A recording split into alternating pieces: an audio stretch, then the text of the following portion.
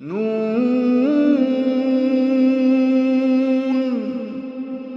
वल्क़लमि वमा यस्तून।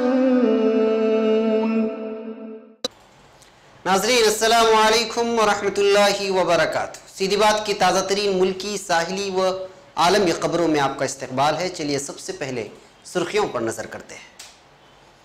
हैदराबाद में 11 साला लड़की को सजा के तौर पर लड़कों के बैतुल खला के सामने खड़ा कर दिया गया, आवाम नाराज। म्यांमार में नस्ली तत्हीर जैसी सूरत हाल है, अक़वाम मुत्तहिदा का ताज़ा बयान। समंदरी तूफान इरमा ने फ्लोरिडा में तबाही मचा दी, कई अफराद हलाक, 15 लाख अफराद मुतासिर। यूसुफ अल कर्ज़ावी का नाम इंटरपोल के रेड लिस्ट से खारिज, मिस्र ने वजाहत तलब कर ली। मोदी हुकूमत मुस्लिम पर्सनल लॉ पर हमला कर रही है, मुस्लिम पर्सनल लॉ बोर्ड 3 तलाक पर कमेटी बनाने का फैसला। शाम में रूसी बमबारी, 9 बच्चों समेत 34 शहरी हलाक, दर्जनों जख्मी। बाबा राम गुरमीत हवस का पुजारी, डॉक्टरों का ताजा बयान।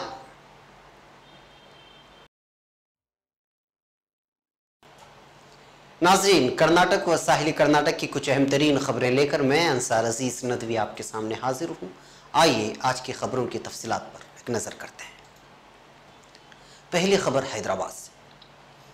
इन दिनों एक के बाद दीगर अफसोसनाक वाकयात स्कूलों में रोनुमा होते जा रहे हैं। एक और चौंका देने वाले वाक़ा मंजर आम पर आया है, जिसमें 11 साल लड़की को मुकम्मल यूनिफॉर्म न पहनने की सजा के तौर पर लड़कों के बैतुल खला के सामने खड़ा कर दिया गया। एनआईए से बात करते हुए मुतासिरा लड़की ने कहा कि जब मैं अपने क्लासरूम में जा रही थी, मेरे पीटी टीचर ने रोककर यूनिफॉर्म के मुताल्लिक पूछा। मैंने उन्हें सच बता दिया कि मेरे माँ ने यूनिफॉर्म धोकर डाला है, इसलिए मैं यूनिफॉर्म पहनकर नहीं आई। मैं उन्हें समझाने की कोशिश कर रही थी कि मेरे वालिदैन ने स्कूल डायरी में इस ज़िम्न में एक नोट भी लिखा है, मगर वो मेरी बात सुनने के बजाय मुझ पर चिल्लाने लगी। बादशाह उन्होंने मुझे ढकेल कर लड़कों की बैतुल खला के पास ले गई और वहाँ खड़ा कर दिया। मुतासिरा लड़की ने मजीद कहा कि 5 जमात के लड़के मुझे देखते और हंसते रहे। कुछ देर बाद मेरी पीटी टीचर ने दोबारा इस किस्म की गलती ना करने की हिदायत देते हुए क्लास में जाने की इजाज़त दी। वादजा उन्होंने मेरे दूसरे टीचर से भी इस ज़िम्न में बात की। मैंने फैसला कर लिया है कि अब मैं दोबारा स्कूल नहीं जाऊंगी। वाक़े के बाद बहुत सारी तंजीमों ने POCSO एक्ट के तहत टीचर के खिलाफ मुकदमा दर्ज करने का मुतालबा किया है। दूसरी खबर जिनेवा से, ये म्यांमार के मुताल्लिक है। अक़वाम मुत्तहिदा की इंसानी हकूक़ के हाई कमिश्नर शहजादा ज़ैद बिन राद अल हुसैन ने म्यांमार के सूबे रखाइन में रोहिंग्या मुसलमानों के खिलाफ वहशियाना सिक्योरिटी ऑपरेशन को काबिल मजम्मत ठहराते हुए इस पर सख्त मलामत का इजहार किया है। उन्होंने वाज़ेह किया कि ये गुज़िश्ता माह रोहिंग्या बागियों की जानिब से किए जाने वाले हमलों के साथ किसी तौर भी मुनासबत नहीं रखता। शहजादा ज़ैद ने जिनेवा में अक़वाम मुत्तहिदा की ज़ेर इंतज़ाम इंसानी हकूक़ की कौंसिल के सामने कहा कि 2.7 लाख से ज़्यादा अफराद बांग्लादेश फरार हो चुके हैं और मज़ीद अफराद सरहद के नज़दीक महसूर हैं, जबकि कानून के दायरे से बाहर देहात को नज़र करने और कत्ल की कार्रवाइयों की भी रिपोर्टें मौजूद हैं। उन्होंने मज़ीद कहा कि मैं म्यांमार की हुकूमत से मुतालबा करता हूँ कि वह हालिया वहशियाना फौजी ऑपरेशन को ख़त्म करे, इंसानी हकूक़ की तमाम तर पामालियों की जिम्मेदारी कबूल करे और रोहिंग्या की आबादी के खिलाफ शदीद इम्तियाज़ पर मबनी रुझान को तब्दील करे। मौजूदा सूरत हाल वाज़ेह तौर पर नस्ली तत्हीर की मिसाल बन चुकी है। तीसरी खबर अमेरिका के फ्लोरिडा रियासत से है। कैरिबियन जज़ायर के बाद समंदरी तूफान इरमा ने अमेरिकी रियासत फ्लोरिडा में तबाही मचा दी है। समंदरी तूफान से 4 अफराद हलाक, 15 लाख अफराद बिजली से महरूम हो गए हैं। समंदरी तूफान के बायस तेज हवाओं ने मियामी का रुख कर लिया। शहर के नशीबी इलाकों में सैलाबी पानी आ गया और मियामी इंटरनेशनल एयरपोर्ट भी डूब गया। फ्लोरिडा के गवर्नर रिक स्कॉट ने कहा है कि उन्हें रियासत की मगरबी खलीजी साहिल, जो इस तूफान का अगला निशाना होगी, के हवाले से शदीद तशवीश लायक है। माहिरीन के मुताबिक जब ये रियासत के ज़ेरी इलाके से गुजरेगा तो तूफ़ानी हवाओं की रफ्तार 130 मील यानी 209 किलोमीटर फी घंटा तक हो सकती है, जिसके बाद तूफ़ान शिमाल मशरिक में फ्लोरिडा की खलीज के साहिल की जानिब बढ़ जाएगा।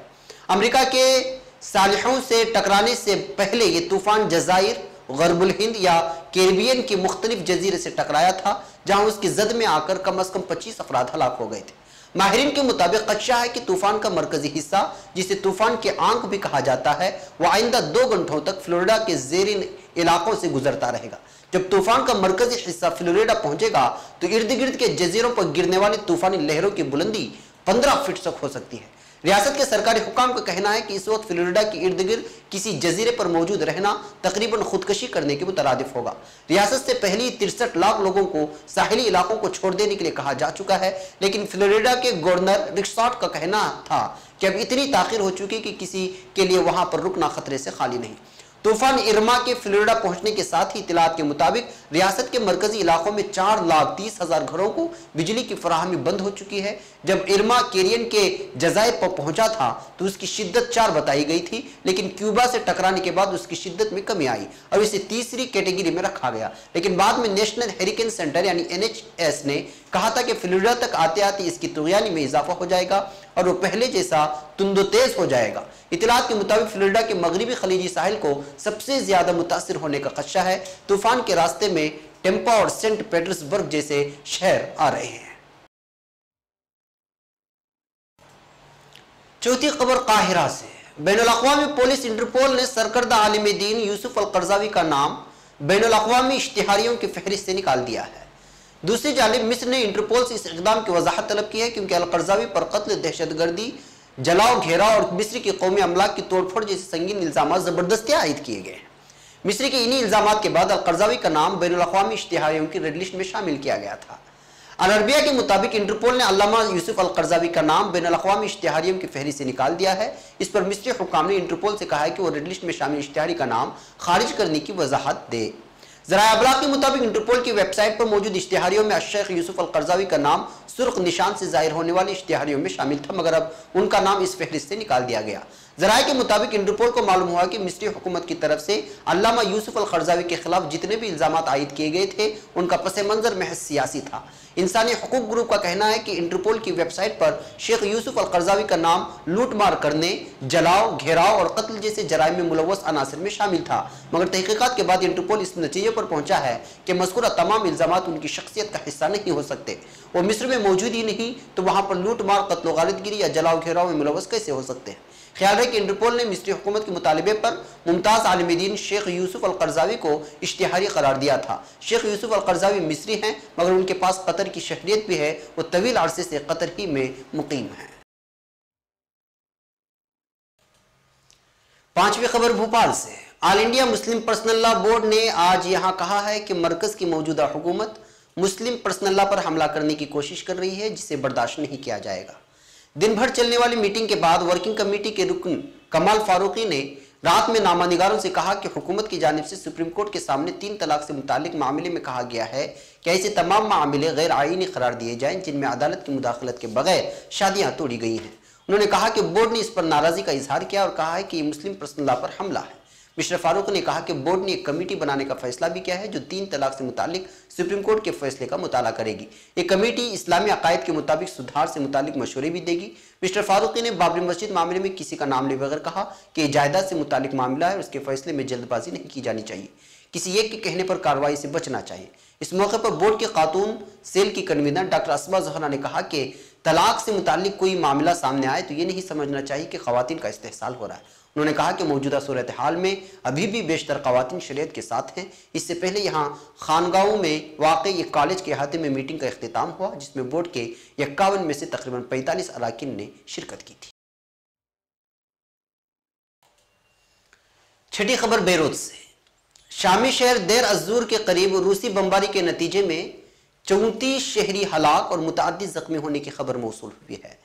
गैर मुल्की मीडिया रिपोर्ट्स के मुताबिक रूसी जंगी तैयारों ने दरियाए फुरात में कश्ती में जाने वाले 40 से जायद कश्तियों को निशाना बनाया जो आम शहरियों की थी। कई लाशें दरिया से मिल गई हैं। मरने वालों में 9 बच्चे भी हैं, जिस पर पूरी दुनिया तशवीश का इजहार कर रही है। आखिरी खबर रोहतक से। महरूस खुदसाख्ता गॉडमैन गुरमीत राम अलील है, यानी बीमार है। इसके अलावा वो ज़ियाबतीस का मरीज भी है। डॉक्टरों की टीम ने रोहतक जेल में उसकी सेहत का मुआयना किया और बताया कि गुरमीत बेचैनी और थकान का शिकार मालूम होता है। वो जिनसी हवस का आदी पाया गया है। गुज़श्ता 15 दिन से जेल में महरूस गुरमीत की सेहत का मुआयना करने वाले डॉक्टरों ने बताया कि औरतों की ख्वाहिश रखने वाले इस खुदसाख्ता भगवान में कई तरह की बीमारियां हैं। वाज़ेह है कि 15 साल पुराने असमत रेजी केस में इसकी 2 हामी ख़वातीन ने मुकदमा दायर किया था। इनकी कोशिश के बाद उसे जेल हुई। डेरा सच्चा सौदा हेडक्वार्टर की जामे तलाशी का काम आज इख्तिताम को भी पहुंचा है। नाज़रीन, ये थी आज की कुछ ज़रूरी खबरें। मज़ीद खबरों के साथ फिर आपके सामने हाजिरी होगी। सीधी बात की पूरी टीम को यहाँ इजाज़त। अस्सलामु अलैकुम व रहमतुल्लाहि व बरकातुहू।